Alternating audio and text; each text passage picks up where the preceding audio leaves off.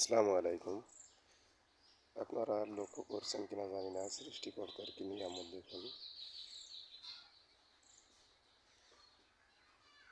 একটি মৌমাছি সরিষা ফুলের পরে বসে কিভাবে পরাগায়ন ঘটানোর জন্য মধু সংগ্রহ করছে বা পরাগায়ন করে ফুল থেকে ফল আনা যায় সেজন্য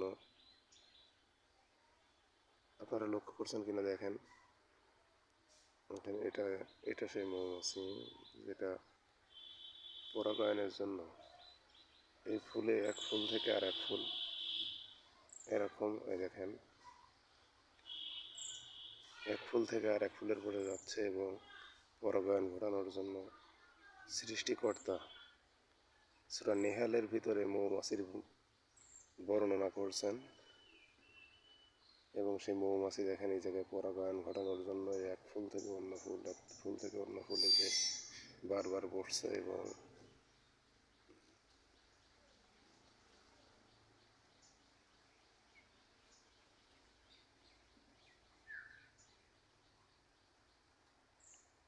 বারবার দেখেন এক ফুল থেকে আর এক ফুলে সে অবস্থান পরিবর্তন করছে। এভাবেই মূলত এক ফুল থেকে আর এক ফুলে সে মধু সংগ্রহ করে এবং পরাগায়ন ঘটিয়ে মানুষের খাদ্যের চাহিদা পূরণের জন্য ফুল থেকে ফলে সৃষ্টিকর্তা এভাবেই ছোট্ট ছোট্ট প্রাণী দিয়ে সৃষ্টিকর্তা তার সমস্ত নিয়ামতগুলো, কোন কোন নিয়ামতকে আপনি অস্বীকার করবেন। দেখেন এটাও কিন্তু সৃষ্টিকর্তার একটা নিয়ামত।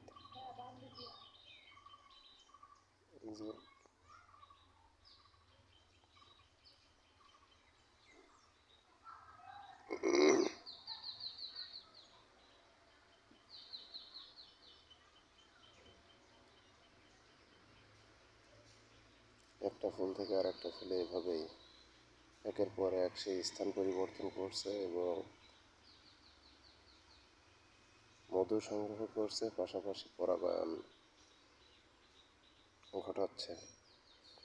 এভাবেই যদি মানুষ এরকমভাবে পরাগায়ন ঘটানো লাগতো বা মানুষ যদি সরিষা খেতে যেয়ে একটা ফুল থেকে আর একটা ফুলে পরাগায়ন করানো লাগতো তাহলে সরিষা খেতেই থাকতো না, সেটা বিনষ্ট নষ্ট হয়ে যেত। কিন্তু আল্লাহ ছোট্ট প্রাণীর মাধ্যমে, মৌমাছির মাধ্যমে সৃষ্টিকর্তা সেটা পরাগায়ন ঘটিয়েছে। দেখেন সে মধু সংগ্রহ করছে এবং পরাগায়ন ঘটাচ্ছে। সূরা নেহালের মাধ্যমে আল্লাহ মৌমাছির উপকারিতা এবং মৌমাছি যে পরাগায়ন বা মৌমাছি মধু কত উপকারী সেটার বর্ণনা আল্লাহ করেছেন।